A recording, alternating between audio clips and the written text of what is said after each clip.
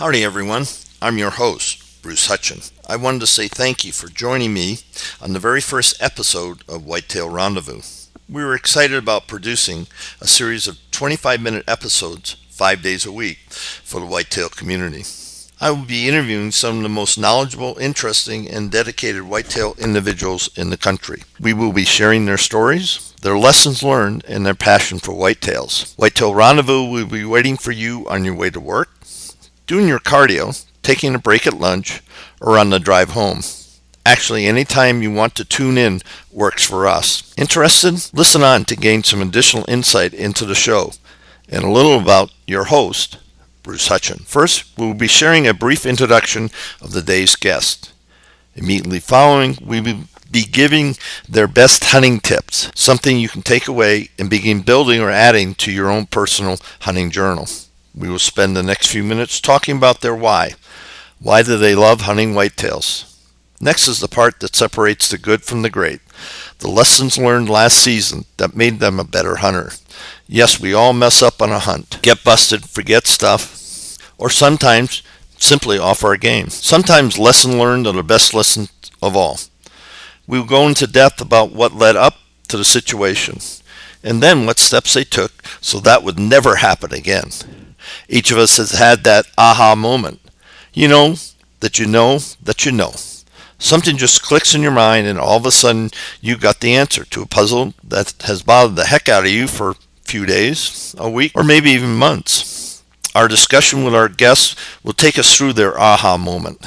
What was the puzzle? Why was that important to them and how it impacted their hunt, their gear, or their passion for hunting? We will ask our guests about their game plan for the next few months. Whether it's shed hunting, prepping new gear, practicing shooting, researching new woods, working on or starting a food plot, or the plans for the rut. We'll wrap up each episode with a fast and furious segment where we can expect to hear some awesome whitetail nuggets. Here are a couple examples. What one hunting idea did you take away from last season? How about, I sure as heck won't do that again? Who most influenced you to start hunting?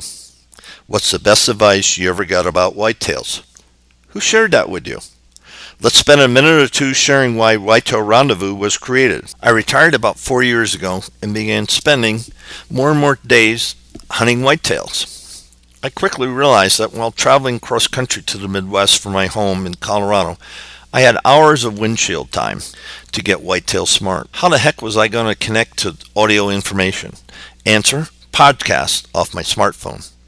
Quickly I realized that while there were some good whitetail-focused podcasts out there, I just was not getting the information I wanted. Returning from last fall's hunt, I spent time listening to many different podcast forums and gained a lot of knowledge about podcasts. I sure had a lot to learn about the how, the why, the what, and the when of producing value-based content on a consistent basis for those with a passion for whitetails. I knew that if I wanted great focused information, useful strategies, new techniques, and ideas on how it's done right, so would thousands of others. The work really began when my good friend Bob Rourke said he was interested in the project and wanted to help it bring to life. Phew, was I glad about that for hundreds of reasons. He helped me develop the foundation of Whitetail Rendezvous. From an idea, the project morphed into a passion to build a whitetail community that shares great stuff with guys and gals just like you. I've shared the idea behind Whitetail Rendezvous now.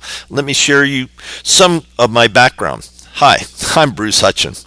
I was born in Providence, Rhode Island, lived my first 14 years in Foster Center, Rhode Island. Like many kids growing up in New England, I loved being in the woods, learning about critters, catching trout with a worm, playing Little League Baseball with trips to Fenway Park to watch the Red Sox beat the Yankees, and playing football and basketball with my pals. My mentor for outdoor adventures was Otto Knight, a neighbor. He loved the outdoors and made sure I learned how to do things right. Otto opened up the outdoor world to me, and I'm grateful. All that changed when I was heading to ninth grade. My dad, who worked for Chrysler Mopar Division, was promoted and moved the family to Long Island, New York. Yikes, from a town of some 1,000 people to a high school that had about that many kids in all 4 grades. I was not ready for that experience at all. The school was Massapequa High School. My freshman year was saved because they had a freshman football team, and being on the team helped me make some friends and slowly adjust to an entirely different environment. It took work to become one of the guys, but football and in the spring track made all the difference. Right before my senior year, I got my dream job. Lifeguard at Tobay Beach, town of Oyster Bay to be exact. Wow, a job at the beach with some of my high school teammates, senior with money in my pocket, and the hope of playing football and running track out of college. Life was good. Ready for college? Yeah, right. My grades were less than stellar, so Eastern schools were out. Fortunately, I had heard about a college in Wisconsin that had an awesome reputation for football and track, the University of Wisconsin La Crosse. I applied and they accepted me. Made the freshman football squad and started classes. Oh, the college was just about 1,000 kids larger than my high school, so adjusting to my new surroundings was a heck of a lot easier than my high school freshman year.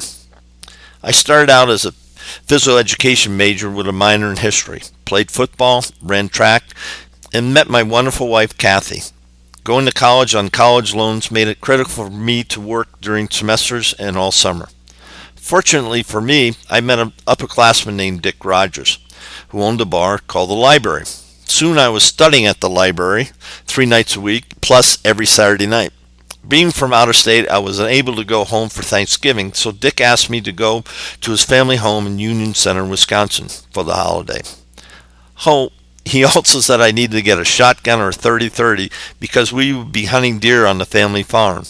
I doubled my work hours, got about $50 extra, and bought a shotgun, a small box of slugs, a red hat, red coveralls, and a license.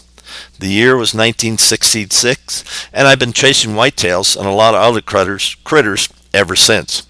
During this hunt, Dick introduced me to Harry Shearer of Hillsboro, Wisconsin, his brother-in-law.